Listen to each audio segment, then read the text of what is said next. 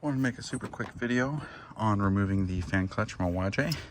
This is warm and there's zero drag here.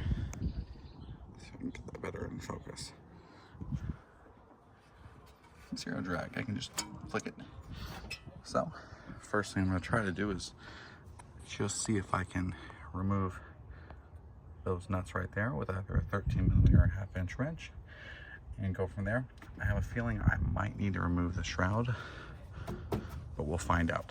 Okay, and whenever it decides to focus, I was able to get all of the studs, or sorry, the nuts pulled. For some reason on that back one, the stud decided to come with it, but it loosened all the way, so I think I'm fine. But it was pretty easy. 13mm wrench, it was tight enough I didn't even have to use another one. Like, the pulley wasn't spinning on me. So yeah, let me just see if this even likes to pop off.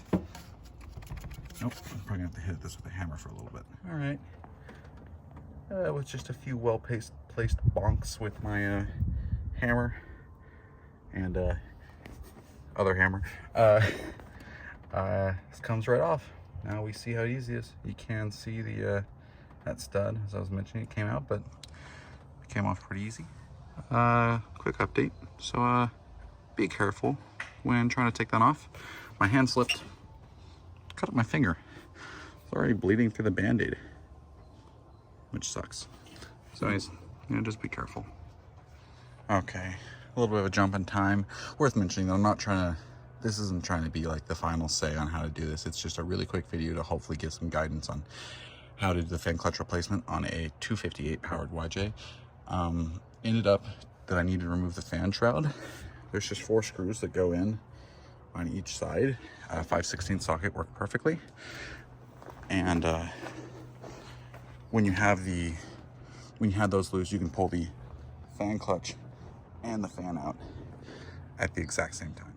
And then once you get it out, of course I already swapped it over, but you'll just have 4 screws, same size as the ones on the water pump, 13mm, or in this case 1/2 inch. You can see the original clutch, really greasy and dirty, slightly different. You can see how those are closed holes, open, and the profile is noticeably different. However, I did mount it up to the held up to the engine. Looks like it's going to fit the same. For reference, again, for a 258 powered YJ. And then all I'm going to do is I'm just going to screw these in there, tighten them down, and yeah.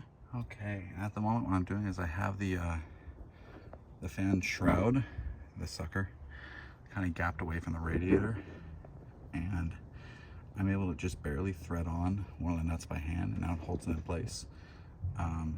Yeah, so I'm just slowly tightening everything down. Okay, so to get those bolts tightened right there, all I did was I just slowly threaded them on by hand, one by one, and then my wrench was able to fit in there, and I just tightened them one by one. Pretty easy to do. I was able to torque it down. I'm not seeing any fitment issues with the fan. Seems to have at a minimum 2 inches of clearance from anything. So we're looking good on the fan. I just tighten that down.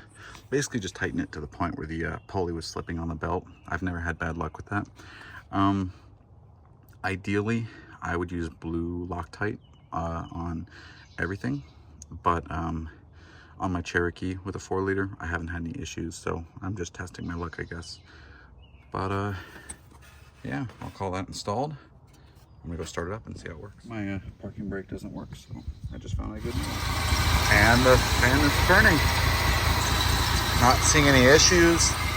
I'll probably want to go check to make sure it's tight after this. But yeah, let's see. Oh, that moves a lot of air. Before, you'd press the throttle and you wouldn't feel any difference.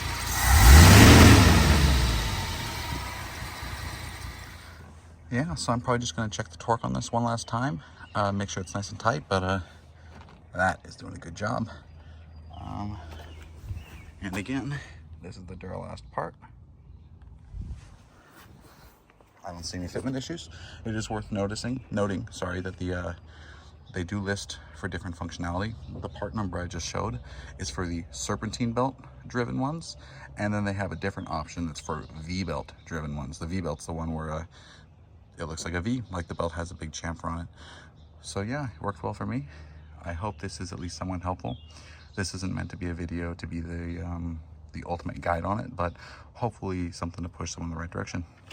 Thank you for watching.